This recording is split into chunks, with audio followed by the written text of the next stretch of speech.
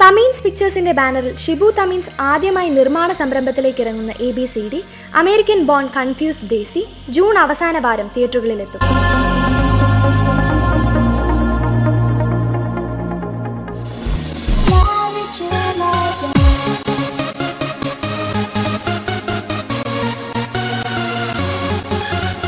Best actor എന്ന ചിത്രത്തിനു ശേഷം മാർട്ടിൻ പ്രകാശ് സംവിധാനം ചെയ്യുന്ന ചിത്രത്തിൽ ദുൽഖർ സൽമാനാണ് നായകൻ.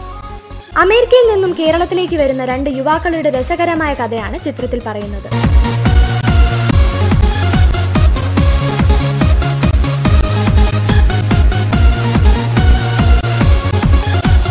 ദുൽഖറിന്റെ സുഹൃത്തായി ചിത്രത്തിൽ വരുന്നത് മിനി സ്ക്രീനിലൂടെ ശ്രദ്ധേയനായ ജേക്കബ് ഗ്രിഗറിയാണ്. പുതുമുഖം അപർണ ഗോപിനാഥാണ് നായിക.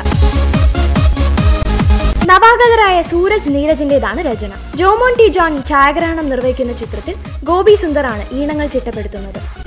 ദുൽഖർ സൽമാൻ ഈ ചിത്രത്തിനു വേണ്ടി ഒരു ഗാനവും ആലപിച്ചിട്ടുണ്ട്.